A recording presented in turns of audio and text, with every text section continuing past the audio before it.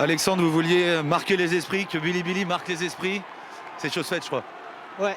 L'année dernière, j'étais ému parce qu'on avait fait une mauvaise début d'hiver et Billy avait réussi à gagner le Cornulier. Et du coup, ça avait boosté toute l'écurie. J'avais pas réussi à enlever mes lunettes l'année dernière. Et là, comme vous avez dit, j'espère que les gens étaient derrière lui et du coup, j'espère que les gens vont être heureux parce que moi, j'ai jamais croisé un cheval comme ça et j'espère que les gens savourent autant que moi parce que c'est du spectacle.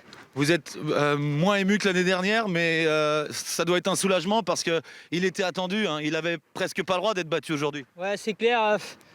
Ce matin, ça allait, mais alors pendant 15 jours depuis le Calvados, le lendemain du Calvados, t'as envie que la course elle soit courue parce que c'est infernal.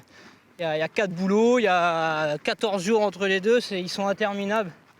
Donc là, ça y est, la course elle est courue, il a gagné, c'est bien, on va pouvoir la fêter. Son palmarès et le vôtre sont vertigineux, vous mesurez ça?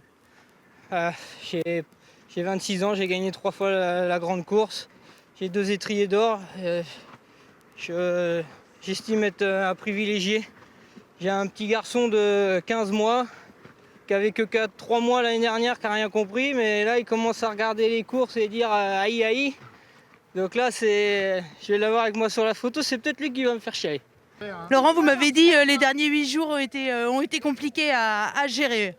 Enfin, pour vous. Bah oui, parce que quand vous avez le meilleur cheval à entraîner, et que vous savez les petits soucis qu'on a, et vous êtes tout le temps dans le doute un petit peu, et plus qu'on se rapprochait de la course, plus que j'étais énervé. Ouais. Le matin, la première pensée, ça vous vient pour votre cheval? Est-ce qu'il a bien dormi? Est-ce que tout va bien concernant ses jambes? Bah oui, hein, dès qu'on arrive au box, c'est la première chose qu'on fait.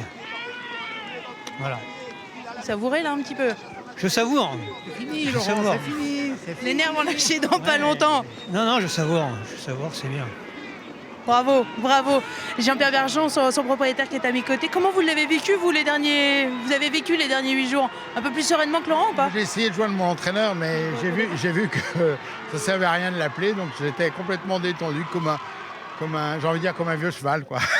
Non, le truc aussi, c'est que vous connaissez parfaitement votre entraîneur et vous avez Oui, 100% confiance. Mais l'inquiétude était la même et l'angoisse est la même que celle de Laurent. On se rappelle que l'année dernière, on avait gagné les 2 premières et qu'on n'a pas pu concourir pour la dernière épreuve du triptyque. Donc quelque part, on n'avait vraiment qu'une seule interrogation, c'est pourvu que les jambes soient bien, quoi. Et là, ouf.